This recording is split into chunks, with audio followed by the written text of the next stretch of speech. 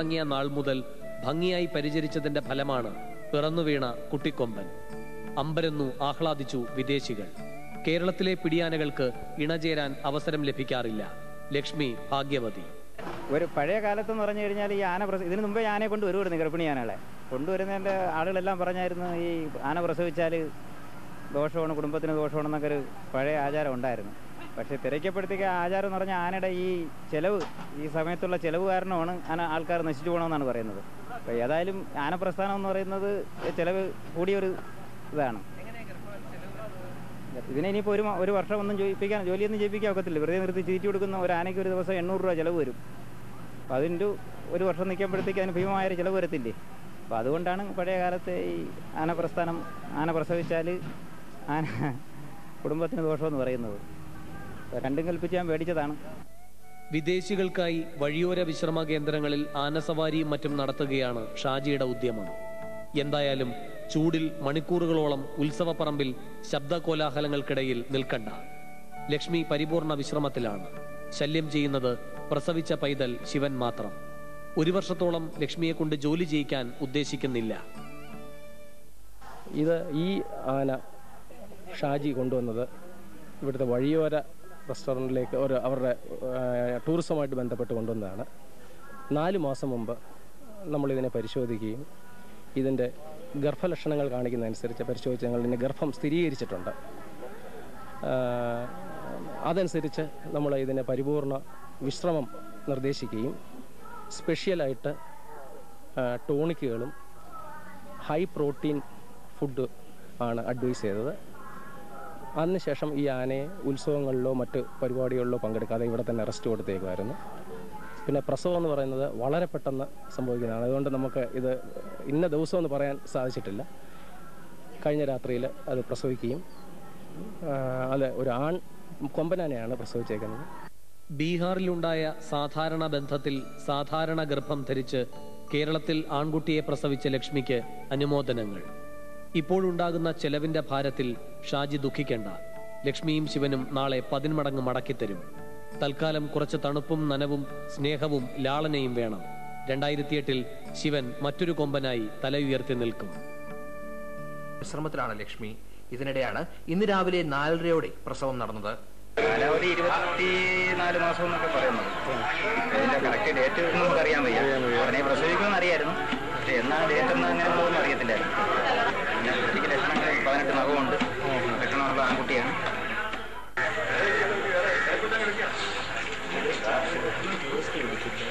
പുതിയ അതിഥിക്ക് ശിവൻ എന്ന പേരുമിട്ടു ഷാജി. നാട്ടിൽ വെച്ച് ആനകൾ ഗർഭം ധരിക്കുന്നതും പ്രസവിക്കുന്നതും അപൂർവമാണെന്നാണ് മൃഗഡോക്ടർമാരുടെ ഭാഷ്യം. 3ഓളം ഡോക്ടർമാരുടെ പരിരക്ഷയിൽ ലക്ഷ്മിയും ശിവനും ആരോഗ്യവാന്മാരായിരിക്കുന്നു. രഞ്ജിത്ത്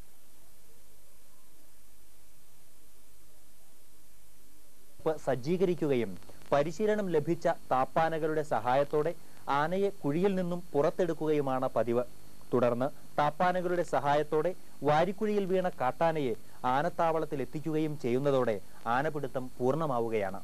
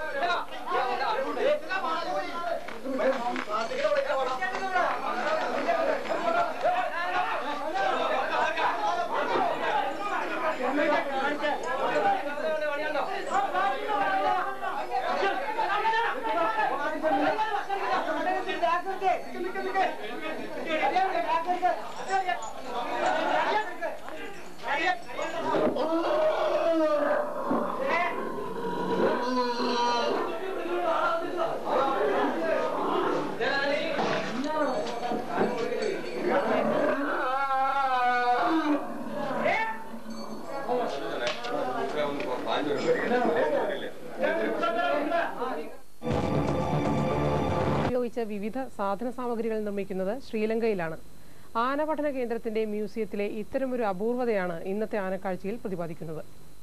ആനപ്പിണ്ഡം ഉപയോഗിച്ച് പുസ്തകങ്ങളും ബ്രോഷറുകളും മറ്റനുബന്ധ സാധന സാമഗ്രികളും ഉണ്ടാക്കുകയെന്നത് നമ്മെ സംബന്ധിച്ച് പുതിയ അറിവായിരിക്കും. ഇത്തരത്തിൽ ആനപ്പിണ്ഡം പൾപ്പാക്കി മാറ്റി അതുകൊണ്ട് ഉപയോഗപ്രദമായ സാധന സാമഗ്രികൾ ഉണ്ടാക്കുന്നത് ശ്രീലങ്കയിലാണ്. വ്യത്യസ്ത നിറങ്ങളിലും വ്യത്യസ്ത രീതികളിലും ഇത്തരം സാധന സാമഗ്രികൾ ശ്രീലങ്കയിൽ നിർമ്മിക്കുന്നുണ്ട്. ആനപഠന കേന്ദ്രത്തിലെ മ്യൂസിയത്തിലാണ് ആനപ്പിണ്ഡം കൊണ്ടുണ്ടാക്കിയ പുസ്തകവും ബ്രോഷറുമുള്ളത്. നാരുകൾ കൂടുതലായതിനാൽ വളമായി ഉപയോഗിക്കാനോ മണ്ണിൽ പെട്ടെന്ന് അഴുകാനോ സാധ്യമല്ലാത്ത ആനപ്പിണ്ഡം ഇത്തരത്തിൽ ഉപയോഗയോഗ്യമാക്കാവുന്നതാണെന്ന് വിദഗ്ധർ ചൂണ്ടിക്കാട്ടുന്നു. ഗുരുവായൂർ ആനക്കുട്ടിലും മറ്റും ഇത്തരം രീതികൾ അനുവർത്തിക്കാവുന്നതും സന്ദർശനത്തിനെത്തുന്ന ടൂറിസ്റ്റുകൾക്ക് ഇവ വിപണനം ചെയ്യാവുന്നതുമാണ്. ആന പഠന കേന്ദ്രത്തിന്റെ ആഭിമുഖ്യത്തിൽ ആനകളുമായി ബന്ധപ്പെട്ട പുതിയ ഒരു ഗ്രന്ഥം തയ്യാറായിക്കൊണ്ടിരിക്കുകയാണ്. ആനകളുടെ ചികിത്സയുമായി ബന്ധപ്പെട്ട health care management of captive elephant എന്ന പുസ്തകമാണിത്. ആനയും പാപ്പാനും, health care management and diseases of wild and captive animals എന്ന 2 പുസ്തകങ്ങളും ആന പഠന കേന്ദ്രം നേരത്തെ പുറത്തിറക്കിയിട്ടുണ്ട്. പുതിയ പുസ്തകം ആന ചികിത്സാ രംഗത്തേക്ക് കടന്നുവരുന്ന പുതിയ തലമുറയ്ക്ക് ഏറെ പ്രയോജനപ്രദമാകുമെന്ന് ഇതിന്റെ ഗ്രന്ഥകാരൻ കൂടിയായ ഡോക്ടർ അജിത് കുമാർ സാക്ഷ്യപ്പെടുത്തുന്നു. കഴിഞ്ഞ കുറേ വർഷങ്ങളായിട്ട് ആന ചികിത്സയുമായി ബന്ധപ്പെട്ട വിഷയങ്ങളിൽ വെറ്ററിനറി ഡോക്ടർമാർക്ക് ആന പഠന കേന്ദ്രം ട്രെയിനിങ് നൽകി വരുന്നുണ്ട്.